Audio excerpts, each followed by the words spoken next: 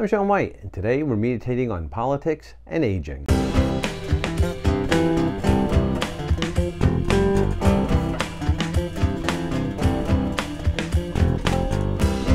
This past weekend, President Biden ended his re-election bid for the presidency of the United States of America under mounting pressures from other Democratic leaders, as well as celebrities and lots of people in general, that were concerned about his age and his cognitive acuity.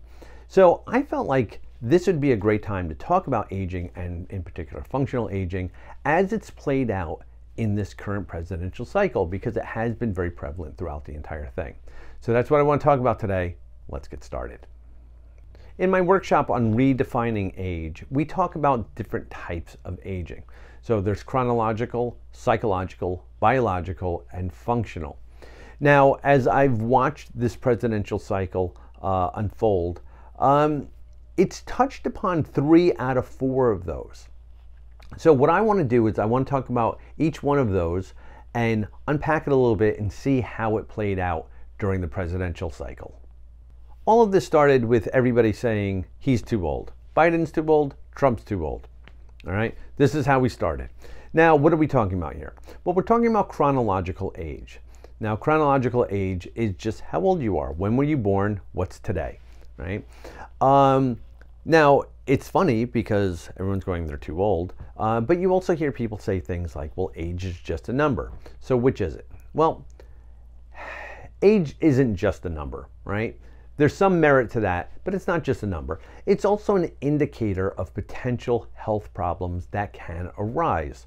Now, if we think about it, things like prostate cancer for men, menopause for women, Alzheimer, dementia, arthritis. These are not illnesses that inflict younger people. They tend to inflict people who are older. So this is something that we need to think about, right? That's more of an issue than the chronological age, although the chronological age, like I said, could be an indicator. So we have to be mindful of that as people get older in life. These are things that could happen. That doesn't mean that they're going to, though. Nothing's definitive. There's a lot of people that don't have any of those things. There's people that live to 100 and lead very healthy lives.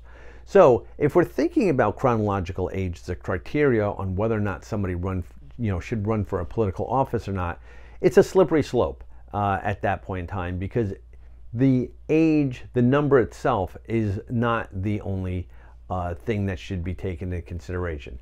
And if we were doing it that way, there's a lot of politicians who should be stepping down from office, including a few who thought that Biden was too old to be president. So next we're going to talk about biological aging.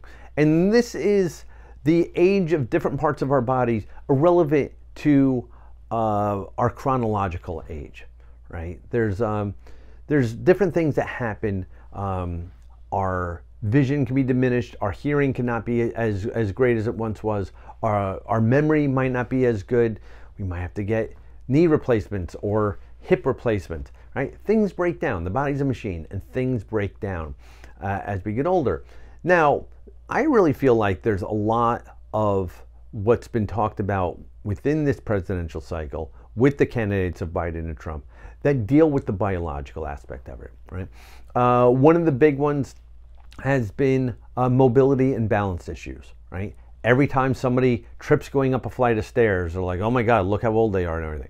You know, balance or lack of balance as we get older is a very, very important thing. I work with clients on this all the time.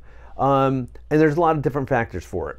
It could be failing eyesight, our proprioception. It can be diminished as we get older, our sense of balance and the sense of where we are within the space that we're in. Lower body strength is also a really big thing. The ability of being able to catch ourselves if we trip. So that's one thing that I keep seeing come up. Anytime somebody trips, it's like, oh my God, look how old they look. We all trip over stairs. It's just never on the the nightly news. So that's been a really big one that's played out. But the biggest one has been cognitive decline. Right? And I think this came more to the forefront after the presidential debate back in June with President Biden. Now, People go, oh my God, look at him. He mumbles. He doesn't speak. There's things there, right? Does he have cognitive decline? I don't know. It looks like he's not able to recall statistics as quickly as he once was. Sometimes things get a little jumbled as he's trying to say things.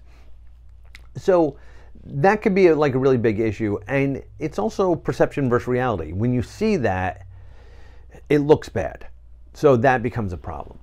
But, you know, I look at different things in the political arena with a lot of people that are out speaking. And I even know speaking in like these videos, sometimes I feel like I don't really do my best. And sometimes I seem like maybe my cognition has gone down. But, you know, Biden's having problems with the recall. Trump,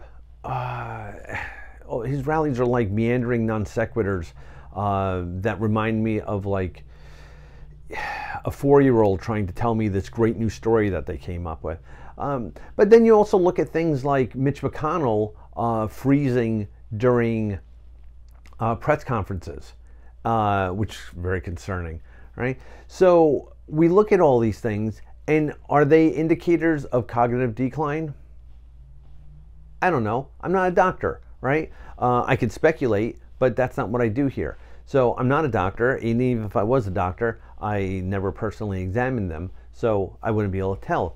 I will say this though, there are all of the same age group, right? They're all around that 80 years old, and that is a prime, you know, age where things like Alzheimer's and dementia can become a factor. I'm not saying it is here, I'm saying it can become a factor. So this is something that we need to think about in regards to biological aging, as opposed to just the chronological. You know, where are these candidates both physically and mentally? And that's what we've been looking at, particularly in regard to mobility issues and cognitive function. So now the last type of aging that we're going to talk about is something called functional aging. Now this deals more with societal norms, and it really runs the risk of ageism, right? Anytime that you start saying, oh, well, somebody at a certain age can't do a particular job, that's ageism, in my opinion, right? If we look at it, you know, I've known 80-year-olds who mentally are sharp as a tack. I've known 80-year-olds that were physically fit than people half their age. So how do we sit there and say 80 years old is, you know, not able to be president of the United States and they should be a greeter at Walmart, right? You know, that's a terrible thing to say. But that's kind of where we've gotten with this whole presidential cycle, is talking about people's age and whether or not they can do a job. That's functional aging. I feel like as long as you can do a job at the highest level that it needs to be done, it doesn't matter what your age is, right? The biological is more of an issue for me. However, you know, I can see how this can be a concern for some people, and I do think that it really depends on the individual, and we shouldn't be sitting there saying, well, this is the factor for why they can and why they can't. You know, the presidency of the United States is also a very taxing job. You look at most, not all, but most, you know, people that become president, by the time they leave office, they look so much older. You know, even if it's only 4 to 8 years, they look haggard. Like afterwards, Obama looked like a completely different person. So that's something else to take into consideration, is, you know, the physicality and the stamina and the mental acuity that's needed in these types of positions. So that's something to think about. There's a lot of different factors, though, when it comes to you know, somebody functionally being able to do a job and functional aging. You know, we have to look at the chronological, we have to look at the biological, we have to look at the psychological, we have to look at all this stuff and create a solid picture on whether or not that this individual can do the job, and not using one point to sit there and say that they can't. So where does this leave us? Well, Nothing here that I've said today is going to change anything. Biden has dropped out. Trump is still the Republican nominee. It looks like Kamala Harris is going to be the Democratic nominee, and we're going to move forward from there.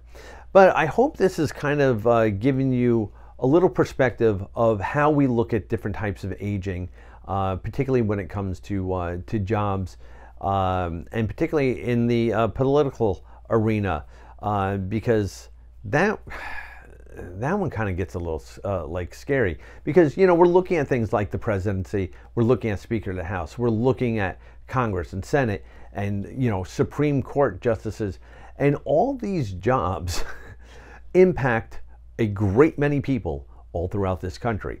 So the people that are in these positions really should be able to do them. So if Trump is too old at 78 and Biden was too old at 81, oh, see that? Cognitive decline. Is Nancy Pelosi too old as Speaker of the House at 84? Is Chuck Grassley too old at 90 to be a U.S. Senator? There's a lot of politicians that are in their 80s and in their 70s, and my God, why won't these people retire? Really, enjoy life for a change. Enjoy your grandchildren. Like, what are you guys doing at this point in time? I just want to talk about like aging as it pertains to all that stuff, because I do feel like it has been very prevalent within this presidential cycle.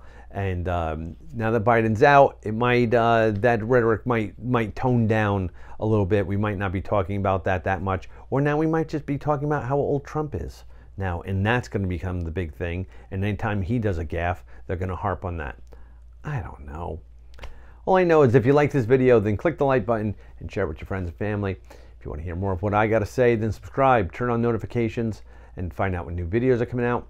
And let me know what you think about this, particularly in regards to political position, right? Like the presidency, you have to be 35 years old to become president. Should there be a maximum age that you can be president? Let me know what you think about that. Leave me some comments. And until we talk again, be well, be safe, and be kind, everybody.